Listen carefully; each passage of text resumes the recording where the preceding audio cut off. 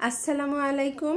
কাছে কিংবা দূরে, দেশ কিংবা দেশের বাইরে যে যেখান থেকে আমার ভিডিওটি দেখছেন, আশা করি আল্লাহর অশেষ রহমতে আপনারা সবাই খুব ভালো আছেন। আমিও আলহামদুলিল্লাহ ভালো আছি। আজকে খুব সহজ একটি রেসিপি নিয়ে এসেছি। আসলে সুজি দিয়ে খুব মজার একটি রেসিপি তৈরি করব, খুব অল্প সময়ে, খুবই অল্প উপকরণে। এটাকে সুজির পিঠাও বলতে পারেন, আবার ডিমের পিঠাও বলতে পারেন। যেহেতু সুজি আর ডিমের মিশ্রণে পিঠাটা তৈরি করা হবে, এজন্য আমি 1 কাপ সুজি নিয়ে নিয়েছি আর একটা ডিম নিয়ে নিয়েছি। আসলে এই পিঠাটা চা বসিয়েও কিন্তু তৈরি করে নেওয়া যায়। আর বিকালে হঠাৎ করে যদি মেহমান চলে আসে, তখন কিন্তু ঝটপট এই পিঠাটা বানিয়ে দেওয়া যায়। এটা কিন্তু বাচ্চা থেকে বড় সবাই খুব পছন্দ করে। আর এই পিঠাটা বানিয়ে কিন্তু 1 মাসের মতো সংরক্ষণও করে রেখে দিতে পারেন। কারণ বাজার থেকে বিস্কিট কিনে না খেয়ে এভাবে যদি বিস্কিটের মতো করে পিঠা বানিয়ে রাখেন, তাহলে কিন্তু বাচ্চারা খেতেও খুব পছন্দ করবে, আর এটা কিন্তু খেতেও খুব স্বাস্থ্যসম্মত হবে। এখন পিঠাটা তৈরি করার জন্য একটা বাটি নিয়ে নিয়েছি আর বাটির ভিতরে ডিম নিয়ে নিয়েছি। এখন ডিমটাকে ভালোভাবে ফেটিয়ে নিতে হবে। ভালোভাবে ফেটিয়ে নিচ্ছি। আর এর ভেতরে দিয়ে দেব এখন আমি চিনি। চিনিটা দিয়ে তারপর কিন্তু ভালোভাবে ফেটিয়ে নিতে হবে, যেন চিনিটা খুব ভালোভাবে মিশে যায়। আমি যেহেতু মোটা দানার চিনি নিয়েছি, তাই বেশ কিছুটা সময় ধরে এটাকে ফেটিয়ে মিশিয়ে নিতে হবে। এই কাজটাকে যদি সহজ করে নিতে চান, তাহলে কিন্তু ব্লেন্ডারের সাহায্যে চিনিটাকে গুঁড়ো করে নিতে পারেন, তাহলে কিন্তু খুব সহজে এটা মিশে যাবে। আর এই যে দেখেন, যখনই কিন্তু চিনিটা মিশে যাচ্ছে, তখন কিন্তু অনেকটা পাতলা হয়ে যাচ্ছে, কারণ চিনিটা থেকে অনেকটা পানি বের হয়ে আসছে। আর এখন দিয়ে দেব মিষ্টির ব্যালেন্সটাকে ঠিক রাখার জন্য লবণ।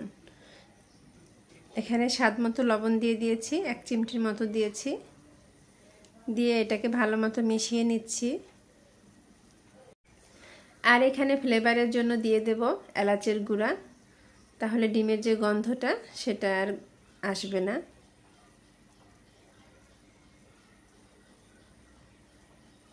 এলাচের গুঁড়াটা দিয়ে এখন ভালোভাবে মিশিয়ে নিচ্ছি ডিমের সাথে।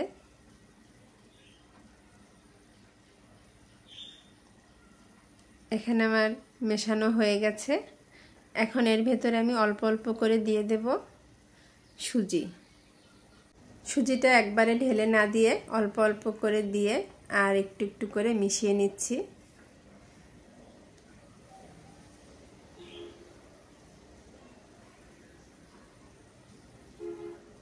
এখানে খুব ধীরে ধীরে মেশাতে হবে, আর খুব অল্প অল্প করে মিশিয়ে নিচ্ছি।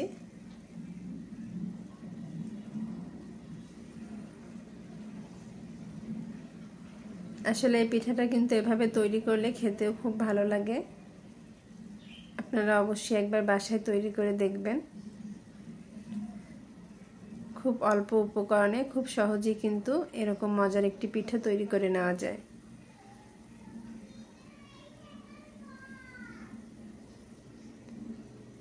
এই তো সুজি মেশানো হয়ে গেছে।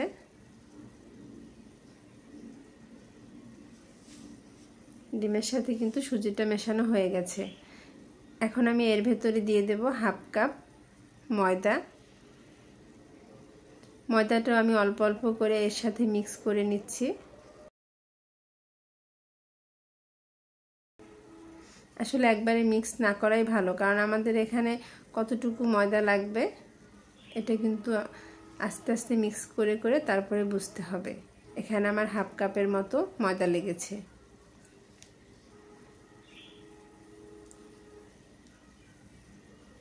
ভালোভাবে মিশিয়ে নিচ্ছি। দেখেন কীরকম হয়েছে। এখন এটাকে কিছু সময়ের জন্য রেস্টে রেখে দেব। এটা কিন্তু রেস্টে না রেখেও তৈরি করা যায়, আর কিছু সময় রেখে দিলে একটু ভালো হয়, তাই একটু রেখে দিলাম।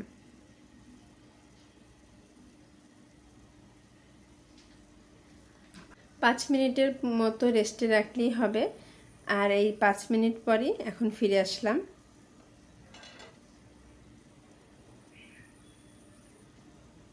এই যে দেখেন ডোটা কীরকম হয়েছে, কতটা সফট হয়ে গেছে।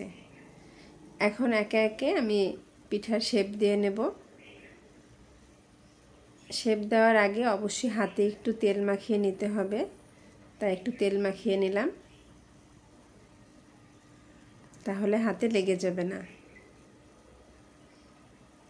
আর এই তো অল্প অল্প করে ভালোভাবে চেপে চেপে গোল আকার করে এখন আমি পিঠার শেপ করে নিচ্ছি।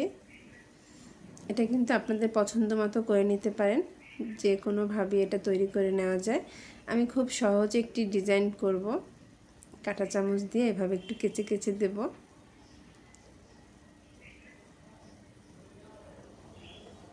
এই তো দেখেন খুব সহজে কিন্তু এটা হয়ে গেছে। এভাবেই একে একে পিঠাগুলো বানিয়ে নেব।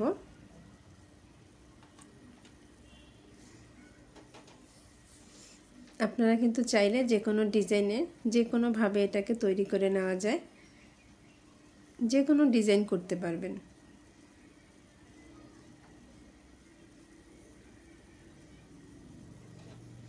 এই তো আমি আরও কয়েকটা দেখিয়ে দিচ্ছি।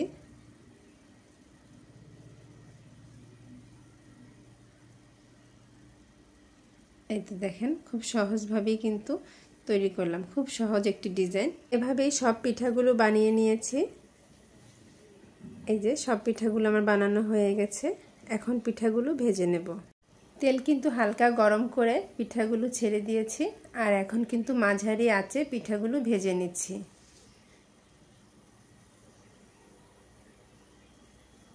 এই তো সব পিঠাগুলো দিয়ে দিলাম, আর বাকি যে পিঠাগুলো আছে এগুলো পরে ভেজে নেব। এই তো খুব মাঝারি আঁচে পিঠাগুলো ভেজে নিচ্ছি। আসলে এখানে হাই হিটে দিয়ে পিঠাগুলো ভাজা যাবে না, তাহলে কিন্তু উপর থেকে কালার চলে আসবে আর ভিতরে কাঁচা থেকে যাবে। এই তো এখন আমি তুলে নেব, কারণ এগুলো তুলে নেওয়ার পরে কিন্তু বেশ কিছুটা কালার চলে আসবে আরও, এজন্য এগুলো আমি এখনই তুলে নিচ্ছি। এরকম একটু লাল লাল করে ভেজে নিয়ে তারপরে তুলে নিতে হবে। আর এই যে দেখেন পিঠাগুলো তৈরি করা হয়ে গেছে, আর এখন আমি পরিবেশন করে নেব। এই পিঠাগুলো কিন্তু এভাবে সংরক্ষণ করেও রাখা যাবে 1 মাসের মতো। এগুলো কিন্তু ঠান্ডা হলে যদি বক্সে ভরে রেখে দেন তাহলে কিন্তু 1 মাসের মতো ভালো থাকবে। এই তো দেখেন একটা ভেঙে দেখাচ্ছি, কত সুন্দর হয়েছে। আশা করি আজকের ভিডিওটা আপনাদের ভালো লেগেছে, আর এতক্ষণ যারা আমার ভিডিওটা দেখেছেন সবাইকে অনেক অনেক ধন্যবাদ জানিয়ে আজকের মতো বিদায় নিচ্ছি। সবাই অনেক ভালো থাকবেন। আল্লাহ হাফেজ।